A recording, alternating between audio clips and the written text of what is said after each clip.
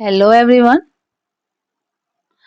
कैसे हो बच्चों? आज हम करेंगे कक्षा 10 क्षितिज का पार्ट 5 की कविता, है ना। एक दंतुरित मुस्कान।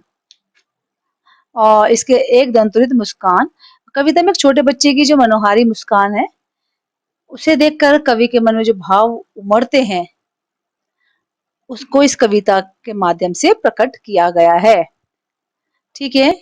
कवि का मानना है कि इस सुंदरता में ही जीवन का संदेश छिपा हुआ है, बच्चों की मुस्कान में, है ना। और हमारा कवि कौन है? नागार्जुन साहब। ठीक है, नागार्जुन जी हैं। नागार्जुन का जन्म बिहार के, पहले ले ली जाए। हाँ, नागार्जुन का जन्म बिहार के दरभंगा जिले के सतलखा गांव में 1911 में हुआ। उनका मूल नाम वैद्यनाथ मिश्र था। आरंभिक शिक्षा संस्कृत पाठशाला में हुई। फिर अध्ययन के लिए बनारस और कोलकाता गए। 1936 यानी 1936 में भी श्रीलंका गए। वहीं बौद्ध धर्म में दीक्षित हुए। 2 साल बाद प्रवास के बाद 1938 में स्वदेश लौट आए।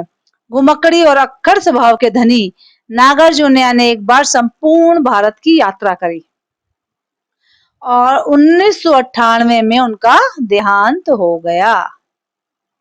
ठीक है जी। उन्होंने बहुत सी कृतियां लिखी। युगधारा, सतरंगे पंखों वाली, हजार हजार बाहों वाली, तुमने कहा था, पुरानी जूतियों का कोरस, आखिर ऐसा क्या कह दिया मैंने, मैं मिलिट्री का बूढ़ा घोड़ा। और नागार्जुन ने कविता के साथ साथ उपन्यास भी बहुत दिए हैं बच्चों दुनिया को।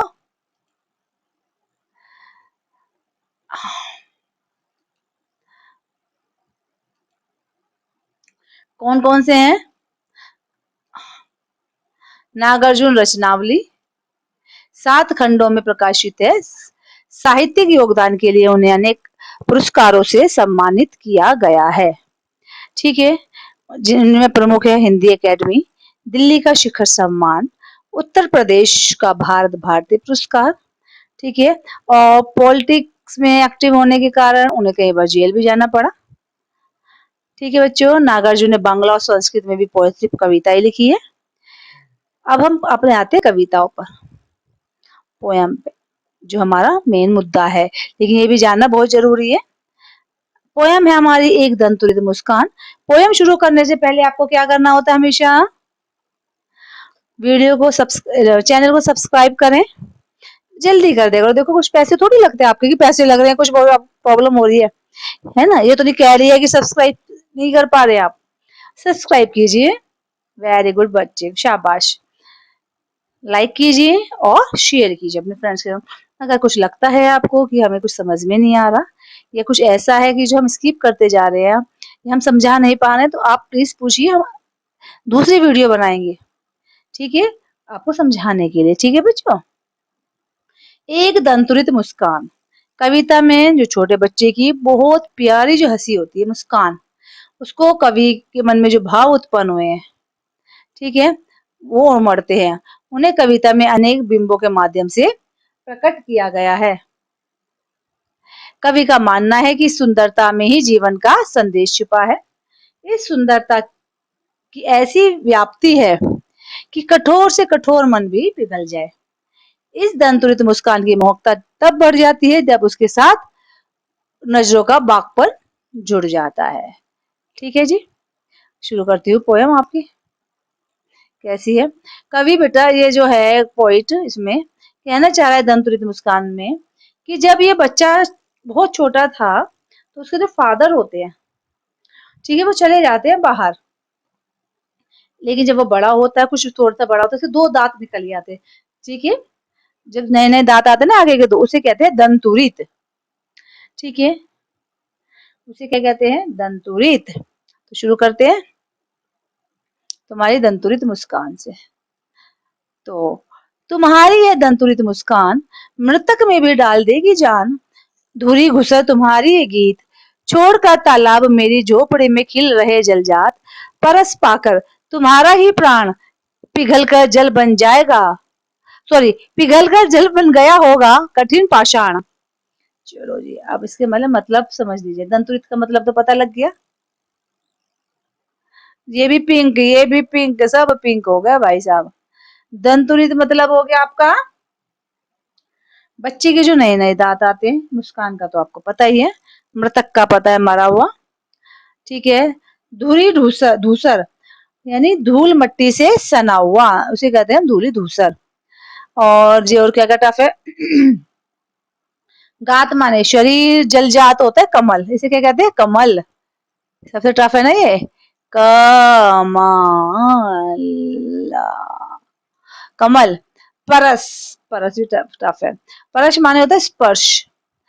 पाका तुम्हारा ही प्राण पिघल जाएगा। पाषाण माने होता है पत्थर। ठीक है जी। अब इसमें कवि क्या कहना चाह रहे हैं कि दंतुरित मुस्कान को देखकर सब बड़े मोहक हो जाते हैं। इसमें कवि ने नयन तिरछे कर शिशु जब अपनी दंतुरित मुस्कान बिखेरता है तो उसकी मनोहारी मुस्कान देखकर मन में उठने वाले भावों एवं कल्पनाओं को अनेक बिंबों से दर्शाया गया है। क्या है, नागार्जुन जी ने क्या कहा है। नागार्जुन ने सुंदरता में ही जीवन का संदेश देते हुए कहा है कि छोटे बच्चे के नए नए दांतों की जो मधुर मुस्कान होती है वो मृतक में भी डाल देगी जान।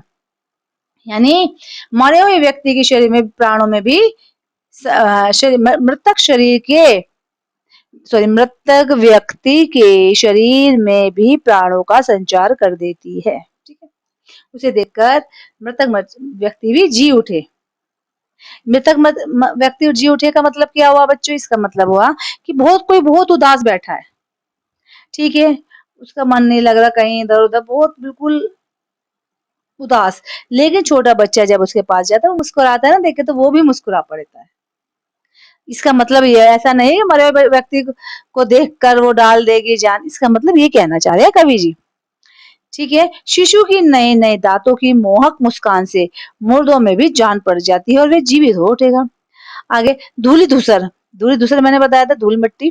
तुम्हारे धूल मिट्टी में सने कोमल शरीर का प्रत्येक अंग इतना सुंदर, आकर्षक व मनमोहक लग रहा है मानो कमल के फूल तालाब को छोड़कर मेरी झोपड़ी में खिल रहे हो। कमल के फूल कहाँ खिलता है, तालाब में खिलता है ना। लेकिन ऐसा लग रहा है कि वो सब कुछ छोड़कर तालाब मेरी झोपड़ी में खिल रहे, जल जाते हैं। तालाब को छोड़कर कमल का फूल मेरी झोपड़ी में खिल रहा है। तुम्हारे कोमल शरीर का स्पर्श पाकर मेरा मन इस तरह भावुक हो गया है, हो जाता है जैसे तुम्हारे प्राणों का स्पर्श पाकर कठोर पत्थर पिघलकर पानी बनकर बहने लगे हो। यह पता नहीं कि बांस का या बबूल का। ठीक है। ठीक है बच्चों, ये समझ में आया। आगे, आगे तो इससे होगा। ये देखो, माँ अपने बच्चे की दंतुरित मुस्कान देख के कितनी खुश है। जैसे आपकी मम्मी आपकी दंतुरित मुस्कान देख के खुश होती है ना। ये है यहाँ तक। सॉरी, सॉरी, ये इधर तक। ठीक है। छू गया तुमसे कि झरने लगे शेफालिका के फूल, बास था कि बबूल, तुम मुझे पाए नहीं पहचान, देखते ही रहोगे अनिमेष। थक गए हो, थक गए हो, आंखें लू फेर मैं, आंखें लू मैं फेर, क्या हुआ यदि हो सके परिचित ना पहली बार। यदि तुम्हारी माना माध्यम बनती आज, मैं ना सकता देख, मैं ना सकता देख, मैं ना पाता जान तुम्हारी ये दंतुरित मुस्कान। वाह भाई वाह, वाह भाई वाह। ये भाई देखो, जो जो वर्ड हमें समझ में नहीं आते हैं, ठीक है, वो हम देखते चले जाएंगे। ठीक। इसमें अनिमेश का मतलब होता है बिना पलक झपके, उसे कहते हैं हम अनिमेश। कंटिन्यू एकटक किसी को देखना। बाकी तो सारे सिंपल है। छू गया तुमसे कि झरना लग पड़े शफिला के फूल। इट मीन्स, इसका मतलब ये हुआ बच्चों, वह पता नहीं बांस का या बबूल का पेड़ था। ठीक है, बांस का था, बबूल का था, कुछ नहीं पता। ये कह रहे हैं तुम्हारे कोमल शरीर का स्पर्श पाकर मेरा मन इस तरह भावुक हो जाता है जैसे तुम्हारे प्राणों का स्पर्श पाकर कठोर पत्थर पिघलकर पानी बनकर बहने लगा। वह पता नहीं बांस का या बबूल का पेड़ था। तुम्हारे कोमल, निर्मल व पवित्र स्पर्श मात्र से जो शेफालिका के फूल के सुंदर सुगंधित फूल झड़ने लगे हैं। तुम्हारे स्पर्श मात्र से मेरे जीवन में सुख और आनंद छा गया। शायद तुमने मुझे अभी पहचाना नहीं, है ना। कह रहा है ना, शायद क्या हुआ यदि हो ना सके परिचित पहली बार। बच्चा कहाँ पहचानेगा, जब वही देखो बच्चा किसे पहचानता है, जब हम नजदीक रहते, जो नजदीक रहता है उसे तो पहचानता है। अब फादर आए काफी टाइम बाद, तो वो पूछते शायद तुमने मुझे अभी तक पहचाना नहीं है। तुम मुझे कब तक इसी तरह बिना पलक झपकाए अनिमेष देखते रहोगे? ठीक है, थक गए हूं आंखें लू में फिर। कह रहे हैं कि क्या तुम मुझे देखते देखते थक गए हो, फिर भी पहचान नहीं पा रहे हो? क्या मैं तुम पर से अपनी दृष्टि दूसरी डायरेक्शन में कर लूं? क्या हुआ यदि तुम मुझे प्रथम भेद में पहचान नहीं पाए? यदि तुम्हारी माँ ना बनती माध्यम, कोई बात नहीं। यदि तुम्हारी माँ हमारे बीच में ना आती, तो मैं तुम्हारे नए नए दांतों की मुस्कान को ना तो देख पाता, ना ही जान पाता। अपनी माँ को पहचान कर छोटा बच्चा मुस्कुराने लगता है। ठीक है, अब भाव क्या है इतने यहाँ तक की कविता में, अंडरलाइन हो रही है ना। इसमें भाव है कि छोटे बच्चे के मुंह में जब नए नए दांत निकल आते हैं, तो उसकी जो मुस्कान है अत्यंत मनमोहक और आकर्षक होती है। उसकी मुस्कान को देखकर कठोर व पत्थर दिल भी पिघल जाते हैं। जो मृत शरीर में भी जीवन का संचार हो जाता है। ठीक है, और कोई अनजाना व्यक्ति को एकटक देखता हुआ उसे पहचानने की कोशिश करता है, परिचित को देखकर मुस्कुराता है। अब इसमें जो श्रृंगार रस व वात्सल्य रस का सुंदर परिपाक है। धूली धूली दिलजात में उत्प्रेक्ष और अनुप्रास अलंकार है। ठीक है बच्चों, और क्या इसमें शिल्प सौंदर्य, प्रश्न पूछने का कारण, प्रश्न शैली का यूज किया गया है। चलो जी नेक्स्ट पैराग्राफ स्टार्ट कर देते हैं हम। धन्य तुम,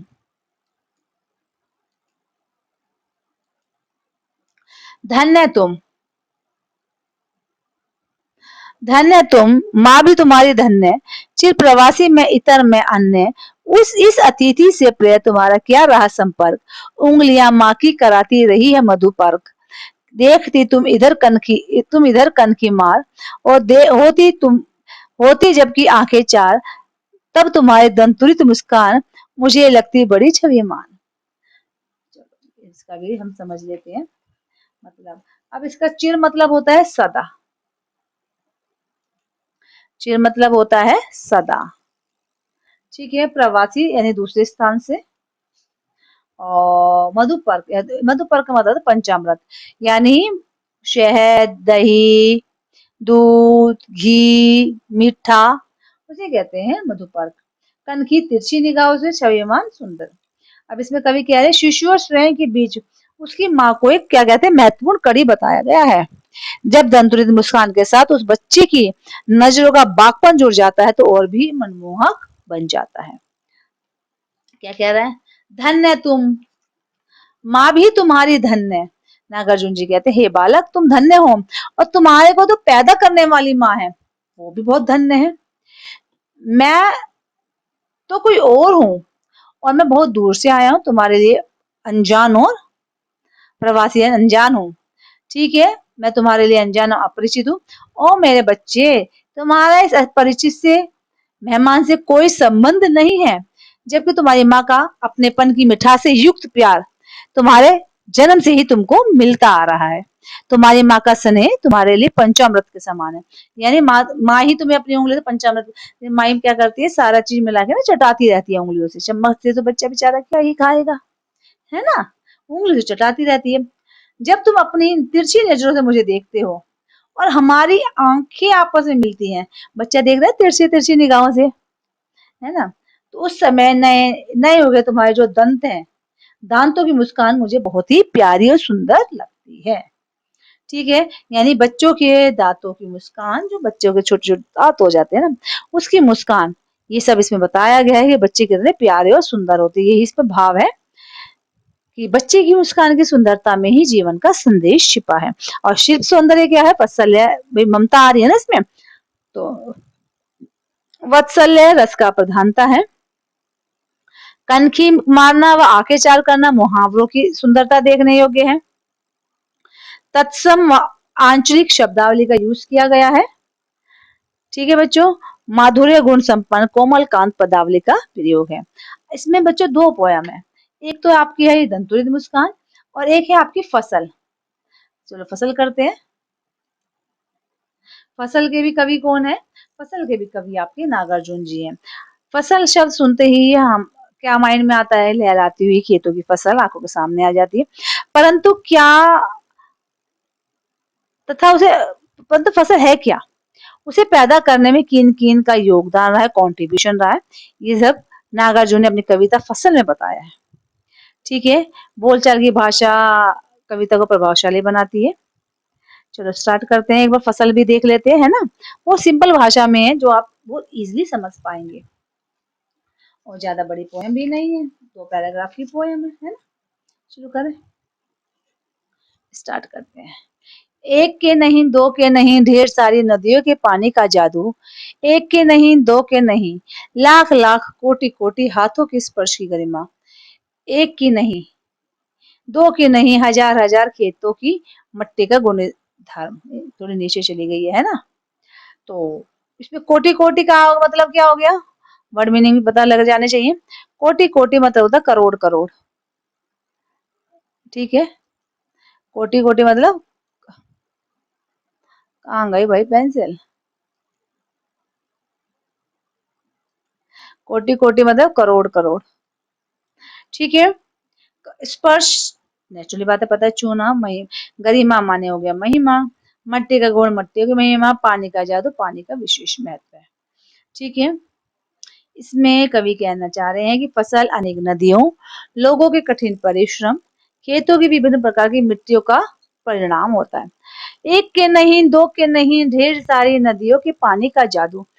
कहना चाहते हैं नागार्जुन जी, खेतों में फसल अपने आप नहीं उत्पन्न होती। हमारे देश में दो नदियां नहीं बल्कि बहुत नदियां बहती, पता है ना आपको? कितनी नदियों के नाम आप ले सकते हो अभी तुरंत बैठे बैठे लो। उन नदियों के जल से ही फसलों की सिंचाई होती है। फसलों को उगाने के लिए नहीं एक नहीं दो नहीं लाख लाख करोड़ करोड़ लोग मेहनत करते हैं। ठीक है ना, ऐसा नहीं कि फसल में अच्छे हो एक ही नहीं करा। अगर आपको नहीं विश्वास ना, आप ऐसा करो, एक पौधा बो घर में।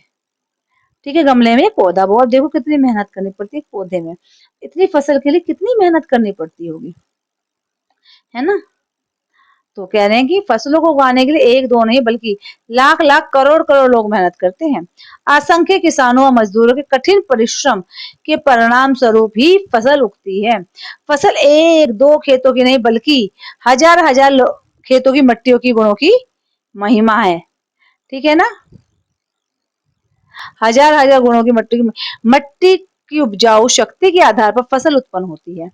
इस तरह फसल अपने आप उत्पन्न ना होकर नदियों के जल, नदियों के पानी, भाई एक बार होता फसल में पानी नहीं होगा तो कैसे उगेगी? तो नदियों के जल से, किसानों की मेहनत से, खेतों की अनेक तरह की मिट्टियों का रिजल्ट है ये। तो भाव क्या है इसमें? प्रस्तुत पंक्तियों में कवि ने पृथ्वी, जल एवं मेहनत के संयुक्त प्रयास से ही फसल का प्रोडक्शन संभव बताया है। फसल के अभाव में हमारा जीवन निरर्थक है। और शिल्प सौंदर्य क्या है? लाख लाख कोटि कोटि हजार हजार में अनुप्रास और पुनर्लक्ति अलंकार है। मुक्तक छंद कोमलकांत पदावली है। तत्सम और तद्भव प्रधान शब्दावली की प्रधानता है। ठीक है जी, चलो आगे करते हैं। फसल क्या है? और तो कुछ नहीं है वह, नदियों के पानी का जादू है वह, हाथों के स्पर्श की महिमा है, भूरी काली संदरी मिट्टी का गुणधर्म है, रूपांतर है सूरज की किरणों का, सिमटा हुआ संकोच है हवा की थिरकन का। थिरकन माने होते हवा का चलना, स्पर्श तो संदली होती चंदन जैसी। ठीक है, इसमें कवि ने फसल के उगने के संबंध में प्रश्न पूछने के पश्चात अपने ही आप उत्तर दिए। वो पूछा फसल क्या है, खुद ही क्वेश्चन पूछ रहा है, देखो खुद ही आंसर देंगे कवि जी। इस प्रश्न का उत्तर अपने आप देते हुए कवि जी कहते हैं, फसल अपने आप उगने वाली कोई विशेष प्रकार की चीज नहीं है। इसके उत्पन्न होने में अनेक तत्वों का संयुक्त सहयोग है। फसल पर विभिन्न नदियों के अमृत समान जल का विशेष प्रभाव रहता है। काफी असंख्य किसान व मजदूरों की अथक परिश्रम का परिणाम स्वरूप है। अनेक प्रकार की भूरी, काली, संदली मिट्टी का गुणधर्म है ना। काले रंग की चंदन जैसी मिट्टियों के उपजाऊपन का प्रभाव है। रूपांतर है सूर्य की किरणों का, यानी सूर्य के प्रकाश और हवा के चलने का भी फसलों के उत्पादन में बहुत विशेष महत्व है। अब देखो हवा न चले तो क्या फसल सही होगी? नहीं होगी। सूरज नहीं होगा तो क्या फसल सही होगी? यानी इसमें सबका सहयोग है, महत्वपूर्ण है।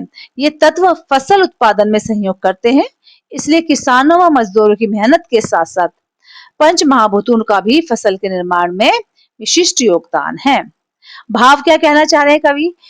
प्रस्तुत पंक्तियों में कवि ने फसल को नदियों के जल, किसानों के परिश्रम, मिट्टियों के गुणधर्म, सूर्य के प्रकाश और हवा के मिश्रित रूप बताकर देश की मिट्टी एवं किसान मजदूर के प्रति अपना आत्मिक लगाव स्पष्ट किया है।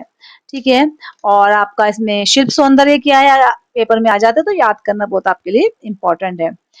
मुक्तक छंद का सम्यक प्रयोग किया गया है। काव्यांश की भाषा सरल, सहज और जन सामान्य में बोले जाने वाली खड़ी बोली है।